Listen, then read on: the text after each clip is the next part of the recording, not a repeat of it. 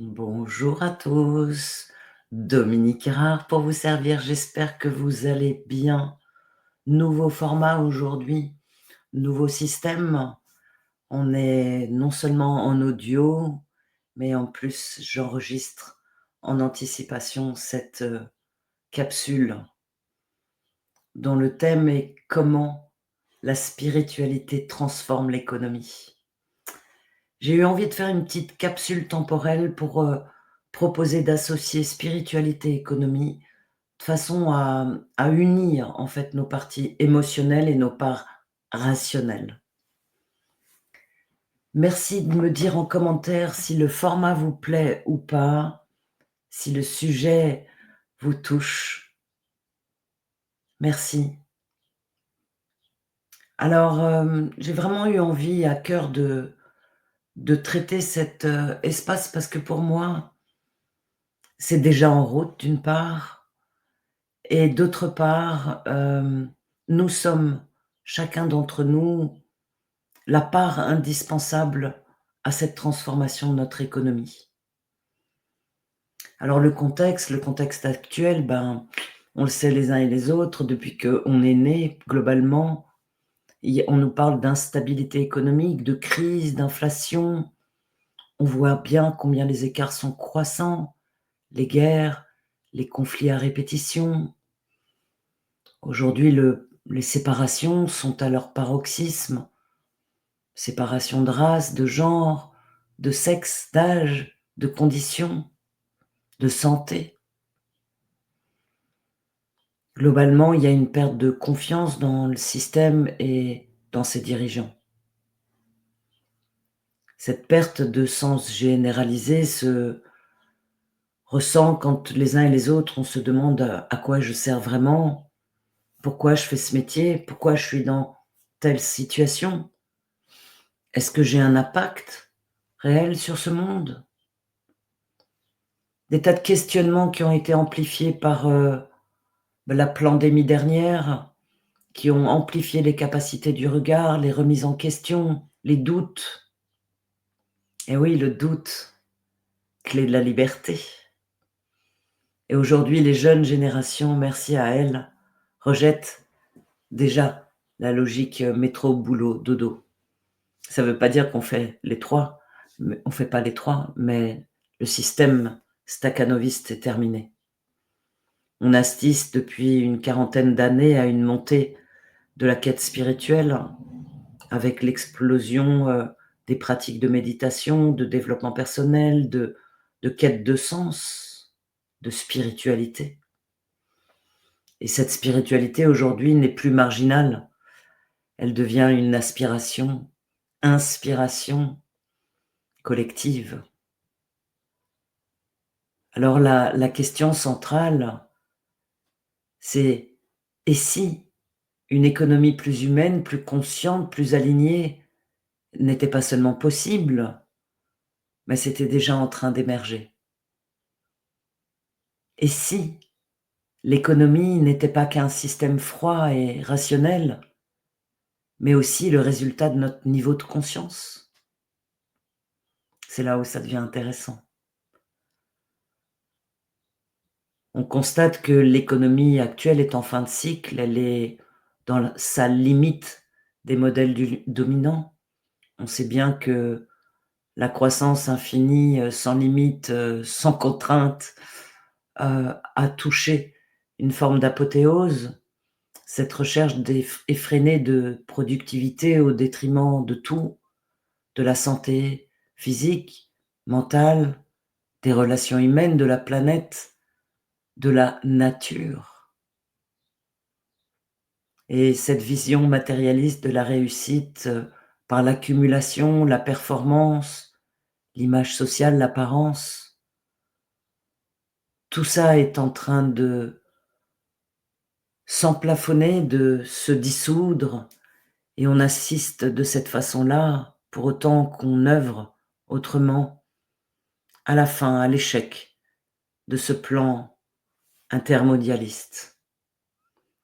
Alors oui, jusqu'à présent, il y a eu beaucoup de conséquences sur l'individu et la société, avec des épidémies de burn-out, de cancer, de suicide, des maladies en tout genre, avec même plein de nouvelles, même sur nos enfants. Et on vit entassés dans des lieux complètement centralisés. La bétonisation, on pleure pour les arbres qui se font détruire au profit encore un peu du béton. On assiste à des crises écologiques en tout genre, un sentiment de vide intérieur malgré le confort extérieur. Et en fait, on assiste tout simplement, puisque nous y participons, à cette économie qui a fonctionné et qui aujourd'hui ne nourrit plus. Elle ne nourrit plus ni le corps ni l'âme. Elle ne nourrit plus du tout. Alors oui, on est dans une prise de conscience spirituelle. Il y en a beaucoup qui ressentent qu'ils sont hors de leur vie, de leur voie, pas à leur place. Certains aspirent à une vie professionnelle qui a du sens, du bon sens, le sens qui est notre nature. Et notez bien que cette prise de conscience ouvre en vérité la porte déjà à ce nouveau paradigme, celui d'une économie connectée à l'être. Le simple fait les uns et les autres qu'on commence à se poser les questions et puis qu'ensuite on ose dire non, on pose une action, puis une autre, au détriment du regard de l'autre. On ose ce doute généreux de vie. On ose quitter une vie entassée, centralisée, programmée. Et oui, dès aujourd'hui, la spiritualité est déjà le moteur de la transformation. Alors on va redéfinir ce que c'est que la spiritualité. Plutôt, on va dire ce qu'elle n'est pas. La spiritualité, c'est pas une religion. C'est pas une morale imposée. C'est pas une fuite du réel ou du monde matériel, pas du tout. Au contraire. La spiritualité, c'est une écoute intérieure, c'est un lien à soi, à plus grand que soi. C'est la capacité de la présence dans l'instant, au boulot, dans le métro, en jardin, en vacances.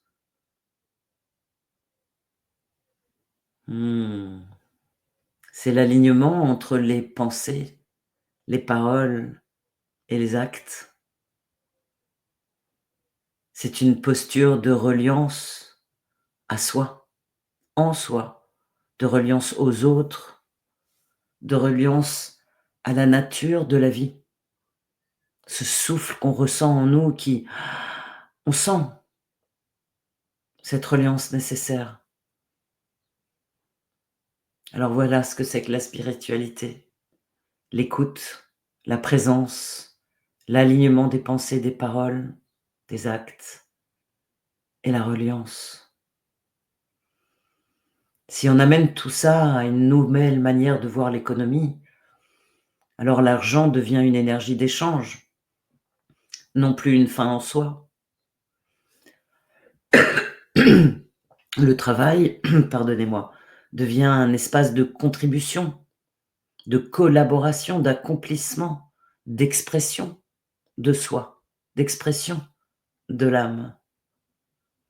Et de fait, la valeur de l'économie devient ce qui élève, ce qui guérit, ce qui relie, et aussi ce qui est monétisable. Et c'est une économie où l'être prime sur l'avoir, et pour le moins s'équilibre avec le recevoir. Déjà aujourd'hui, depuis une quinzaine d'années, l'ikigai, vous irez voir plus en détail ce à quoi ça correspond, est une formule qui permet de rechercher. C'est une façon de rechercher sa direction professionnelle en ayant une collaboration entre la notion d'argent, de bien-être, de résultat, d'apport pour la société et pour soi. 4 directions.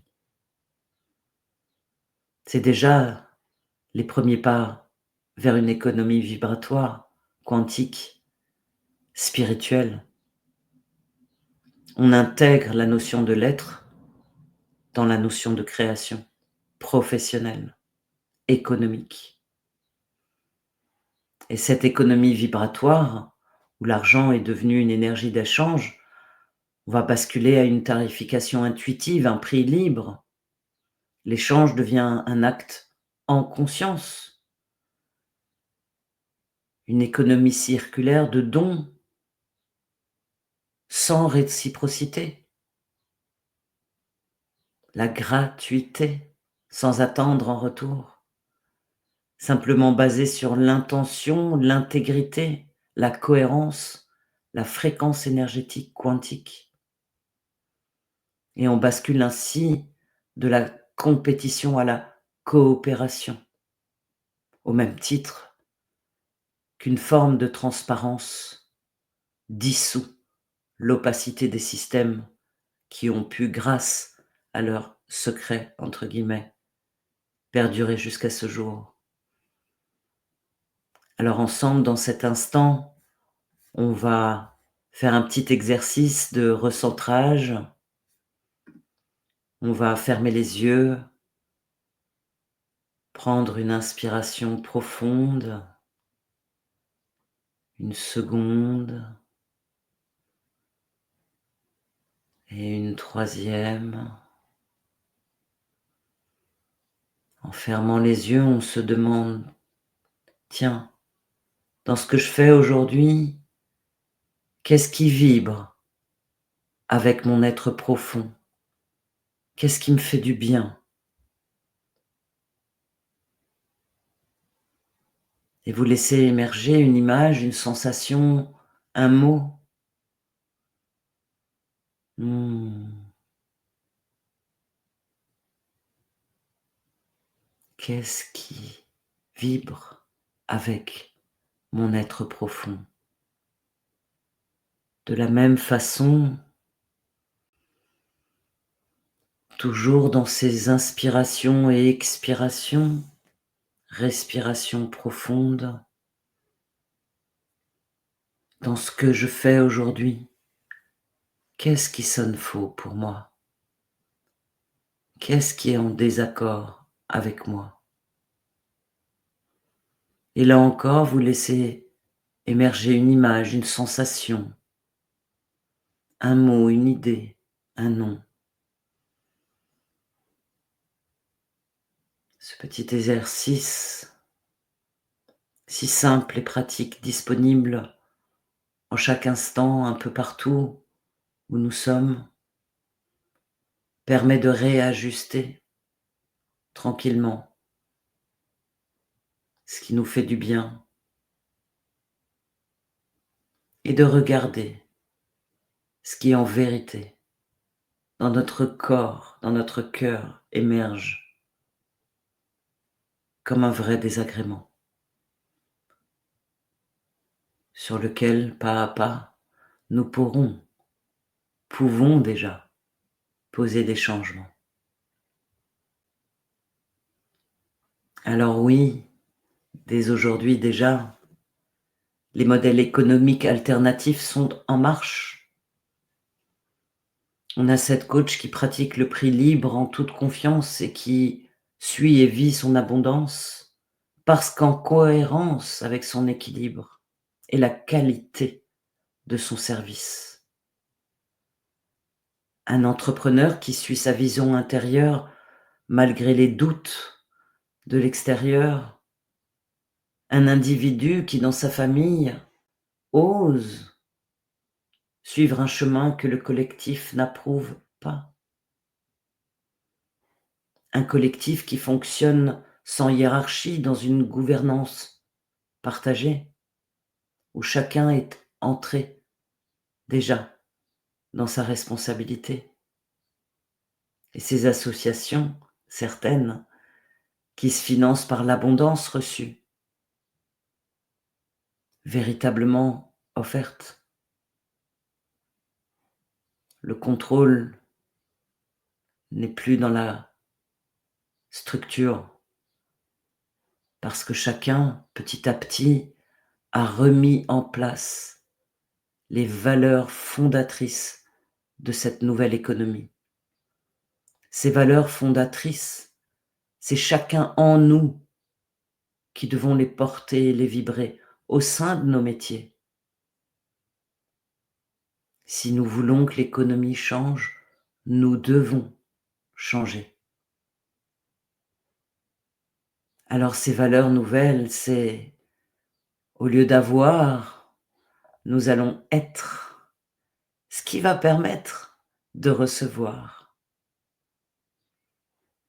Au lieu d'accumuler, de stocker, de thésauriser, le partage, le collectif, le gratuit, l'offrande des plus riches aux moins aisés, sans attente en retour, sans intention. Et la performance à tout prix, à tout crin, eh ben, ça va devenir la présence de soi, confortable, dans l'excellence de lui-même. Elle va être placée là, la performance, dans la qualité individuelle de chacun et non plus par rapport à chacun. Ce qui va permettre à l'individualisme dans laquelle nous avons été forcés d'entrer, va permettre de retrouver un équilibre de collectif. Parce que chaque individu aura retrouvé une grande part de responsabilité et il saura apporter à la collectivité sa part, sa différence, sa spécialité.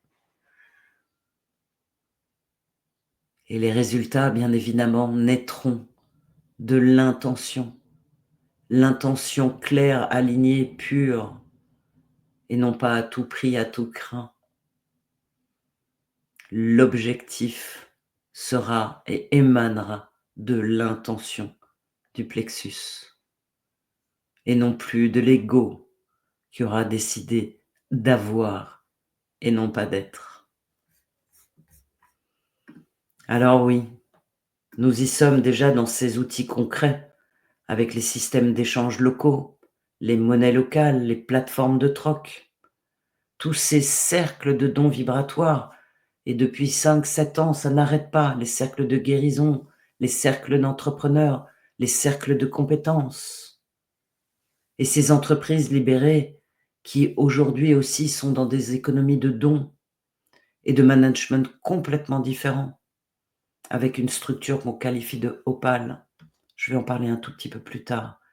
Ce slow business, où on n'est plus dans le rush, mais où on est dans le consensus sans compromis, où l'émergence de modèles comme des coopératives intégrales, des mises en commun, sans aucune besoin de structure financière, simplement parce que la responsabilité individuelle est en place.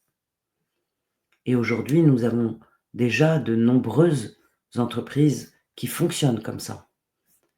Elles sont, on va citer la plus connue, on va dire précurseur, c'était Patagonia, qui a lancé un management innovant il y a une bonne quarantaine d'années, en prenant les prises de décision sont complètement décentralisées et où c'est l'individu qui fait remonter l'individu base qui fait remonter la décision en haut. Et ils ont cette particularité d'avoir une très très forte culture et implication dans la mission écologique. Donc leurs bénéfices se réinvestissent dans cette mission écologique. On a Gore-Tex qui est quand même une autre entreprise intéressante dans le fait d'aller vers cette nouvelle d'organisation économique où il y a un management avec une organisation sans aucune hiérarchie formelle. C'est vraiment chaque employé choisit ses projets, ses leaders, ce qui favorise tout à fait la structure et évidemment la performance. On a une entreprise aux Pays-Bas, alors pardonnez-moi, Buurtzorg, B-2-U-R-T-Z-O-R-G, qui est un regroupement de soins infirmiers à domicile, qui est complètement en autogestion.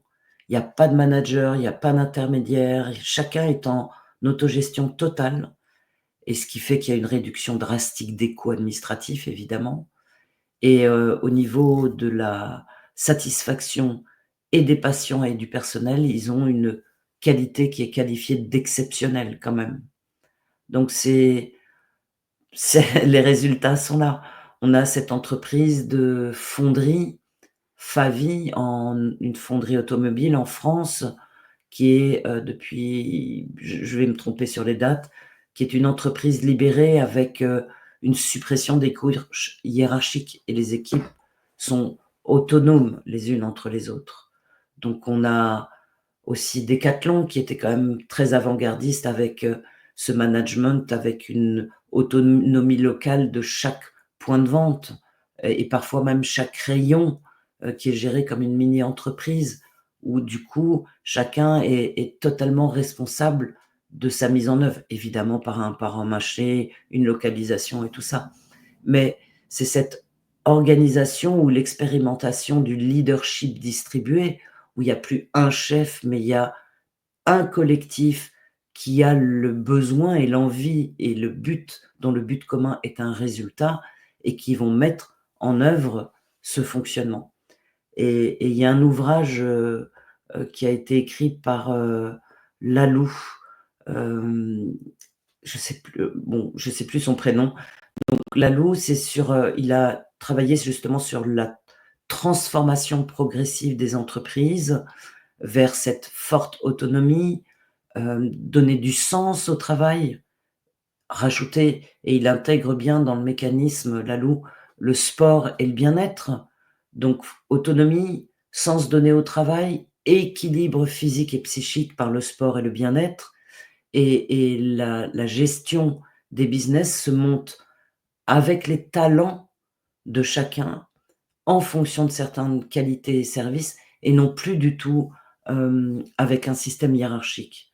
Donc c'est vraiment dans cette période que nous sommes, les modèles, Opal et autres sont des modèles assez hybrides, dans lesquels évidemment le système inversé a beaucoup de mal à œuvrer. Mais il y a des entreprises, par exemple, où il y a les congés sont illimités. Ça va vous étonner, mais depuis, les années 2000, Netflix, a mis en place un système de congés illimités et l'entreprise est basée sur la culture de la performance, la responsabilité et donc c'est cette liberté et responsabilité. Donc ça a un coût, la liberté, qui est intéressant puisqu'il oblige l'impact sur la responsabilité. Donc après, là encore, c'est, tout le système, où chacun a sa responsabilité et souvent dans ce qu'on a entendu dans les mauvais côtés de chez Netflix dans la gestion de personnel, c'est que, certains employés se sentent coupables de partir et de partir trop longtemps. Donc c'est là où chacun d'entre nous, hem, si nous sommes alignés en pensée, en parole et en acte, on se doit sans problème, en fait, d'oser prendre ses vacances et ne plus écouter le quidam. Donc c'est vraiment un cheminement. On a LinkedIn aussi qui, a introduit les congés illimités en 2015, le groupe Virgin, hem il y a, comment Evernote aux États-Unis où, je me souviens qu'eux avaient, besoin il fallait qu'ils prennent une semaine de suite au moins. Voilà, ça pouvait pas être des jours comme ça. Le résultat de cette liberté, c'est qu'en fait, il y a une culture de la confiance réelle et non pas un truc qu'on te raconte et qu'on te montre pas. Donc évidemment, hem, l'absence peut devenir une pression implicite. Donc voilà, c'est cette culture de la performance ou super performance qui, pour le moment, nous bloque les uns et les autres. Et c'est pour ça que je vous dis qu'on est en train de changer de système, de modélisation et si ça vous intéresse, vous pouvez aller, consulter le bouquin Reinventing Organizations, qui traite du système Opal. C'est un bon soutien, un bon support à la compréhension de ce nouveau monde. Et c'est là où vous voyez bien combien c'est déjà en place par les grands, par les petits. À nous, chacun, de rentrer dedans. Et c'est là où je vous propose un appel à l'action et pour incarner votre nouvelle réalité, en fait. Et je vais vous proposer 5 leviers de transformation personnelle. En 5 points, j'ai l'impression qu'on peut vraiment apporter quelque chose de super à cette société qui est vraiment tellement en train de se transformer, de muter, de retrouver ses savoirs et connaissances. Alors, les 5 leviers. Numéro 1, il y en a qui vont sourire, mais c'est clarifier sa mission d'âme. Généralement, je suis pas fanat d'utiliser le mot de la mission, mais je comprends combien ça prend un sens pour nombreux d'entre nous. C'est quelle est en fait la mission? C'est qu'est-ce qui est dans notre cœur? Qu'est-ce qui est dans notre corps? Et en ce sens, on va se poser des questions qui sont: quelle est ma contribution à moi? Quelle est ma spécificité, mon talent? Qu'est-ce que j'aime et je sais faire? Qu'est-ce que je fais naturellement avec amour? C'est cet espace dans le ventre. Qu'est-ce que je peux offrir avec joie, sans effort? Qu'est-ce qui ne me demande pas d'effort et qui me plaît? Donc ça, c'est la clarification de la mission de l'âme. Ensuite, en numéro 2, le deuxième point, le deuxième levier, guérir son rapport à l'argent. L'argent est-il vu comme un ennemi, comme une obsession, ou bien tout simplement comme un outil neutre? Ça, c'est la grande question. Que représente l'argent pour moi? Et c'est aller dans cette nature, donc guérir notre rapport à l'argent, c'est faire en sorte que nous n'en ayons plus peur, que ce ne soit pas un ennemi, un manque, une obsession, où là on devient greedy, on stocke, ou ça devient un outil neutre de distribution, de contribution, de partage. Et oui, qu'est-ce que ça représente l'argent pour moi? Qu'est-ce que j'y mets derrière? Qu'est-ce que je ressens autour de ça? Voilà, on respire la guérison autour de notre rapport à l'argent. Et pour ça, on peut faire des petits exercices comme, écrire une lettre à l'argent, comme si l'argent était un être vivant. Et vous pouvez commencer votre lettre par, «Très cher argent, Heu, je te regrette parfois et pourtant, je sais que tu es là pour m'aider à créer. Ça, c'est pour celui qui en manque. Cher argent, je j'ai envie que tu sois dans ma main, mais en même temps, je refuse les cadeaux que l'on me fait. Ah. Donc vous allez écrire les lettres à votre argent qui vous conviennent, qui vous parlent et vous allez lui parler comme à un être vivant, une personne, un individu.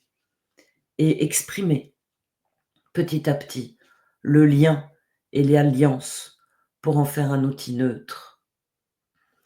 Le troisième point, s'entourer de conscience alignée. Qu'est-ce que ça veut dire? Ça veut dire en fait 3 choses: créer des cercles de soutien, d'inspiration, de partage, heu, de reliance, d'entraide. Ça, c'est le premier point. Le deuxième, c'est, s'autoriser à sortir des cadres, s'autoriser à oser sortir des cadres, oser penser out of the box. Celui qui réussit, succeed dans le sens success, dans le succès de sa vie, de son cœur. C'est celui qui sort des cadres. Aujourd'hui, les cadres sont là, imposés, de plus en plus serrés, pour empêcher la créativité. Or, c'est exactement l'inverse qui se passe. C'est parce que ces cadres se serrent que nous sortons du cadre, dans nos pensées, dans nos paroles et dans nos actes, en respect de toutes les parties concernées. Troisième point, se relier à des personnes qui osent incarner une nouvelle voie. Ceux-là vont être pour vous des moteurs, des reliances. Pour celui qui est sur la route, c'est cette union de force solidaire et collaborative, vibratoire, parce qu'en pensée, nous sommes reliés. Donc cette détermination nous renforce énormément. Le quatrième levier, créer en conscience, c'est-à-dire offrir des services, ces services, à partir d'un espace où c'est authentique. On offre le temps, on offre le cadeau, on offre gracieusement, gratuitement, sans attendre au retour. Rien comme résultat, juste offrir. Ensuite, on ose la vulnérabilité, on ose la lenteur, on ose la différence, on ose l'écoute. On ose le silence, on ose la solitude. On ose ce que l'on ne connaît pas.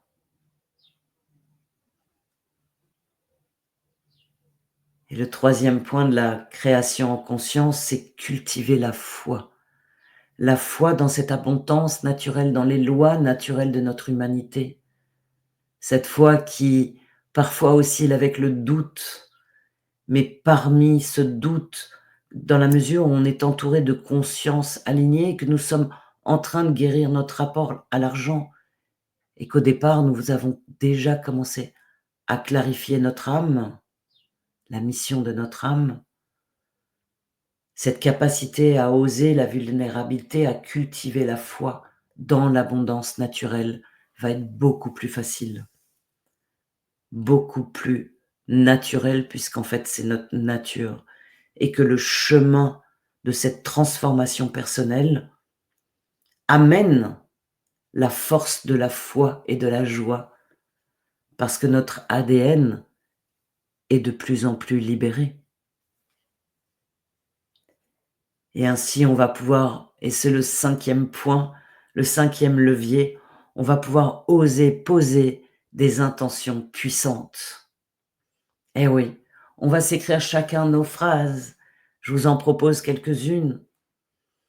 Par exemple, je choisis de gagner ma vie. J'ai gardé le mot gagner, hein. Je choisis de gagner ma vie en servant la vie. Je mérite de recevoir. Je suis riche et nourri de ce que j'offre au monde. Toutes ces phrases, j'en ai choisi des différentes pour que chacun puisse trouver son plan et aller vers ses aspérités personnelles et poser les intentions, de les mettre dans la puissance, la force, la phrase courte. Et vous savez que vous les récitez par 3 fois à haute voix, en les chantant, en les dansant. Et oui, l'économie, vous avez bien vu, elle est déjà fortement en train de se transformer, cette économie que nous connaissons. Et vous voyez bien que cette économie que nous connaissions est le reflet de notre niveau de conscience collectif. Mais aujourd'hui, vous le savez aussi, puisque nous sommes ensemble sur ce sujet, que le tournant est déjà amorcé. Et le vrai changement ne vient évidemment pas d'un modèle extérieur imposé, comme on le sait déjà, en tout cas tous ceux qui m'écoutent, mais bien de l'émergence de chacun de nous, de cette force que chaque fois, 1 plus 1 plus 1, nous décidons, choisissons de vivre, d'incarner, d'offrir, de créer à partir de cette vérité intérieure, intime. Et c'est là où vous voyez bien, vous sentez bien les uns et les autres, combien cette transformation peut être si rapide, parce que la puissance vibratoire du cœur prévaut toutes nos parts d'ombre, tous nos modèles inversés, toute notre économie basée sur la maladie, la mort et la guerre, Tout ça est en train de se dissoudre grâce à nous, grâce à toutes ces actions, les uns et les autres que nous posons.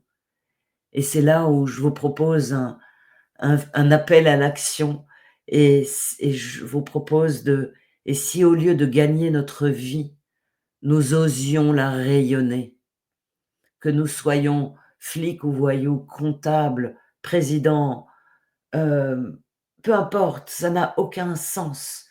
Si nous pouvions gagner notre vie en la rayonnant, qu'est-ce que vous en pensez? Alors voilà, ce soir et tous les autres soirs, vous allez chacun et on va se poser la question: «Qu'est-ce que j'ai profondément envie d'offrir au monde? Qu'est-ce que j'ai profondément envie d'offrir au monde? Qu'est-ce que j'ai profondément envie d'offrir au monde?» Merci. Merci à tous, merci à vous. Je vous espère en douceur, en force, en sérénité, en conviction. Cette certitude où les uns et les autres, nous sommes les acteurs de ce changement en ce temps. C'est ainsi que nous sommes, pour nous et pour tous. Merci, merci, merci. À très bientôt. Si vous voulez retrouver de mes nouvelles, inscrivez-vous sur la newsletter, sur mon site. Et non pas que je sois très prolixe en newsletter, mais voilà, en ce moment, j'ai réécrit. Voilà, des vidéos vont venir, je pense de soins dans l'été. Le programme germe au fur et à mesure, justement, de cette intuition. Je suis les ficelles du vivant. Je vous souhaite beaucoup, beaucoup, beaucoup de bonheur. Amusez-vous bien. Au plaisir de se parler bientôt. Les séances, les rendez-vous individuels sont encore disponibles jusqu'au 24 juillet. Voilà, et après ce sera mi-août, après là, je ne sais plus exactement la date, mais vous pouvez d'ores et déjà prendre vos séances individuelles.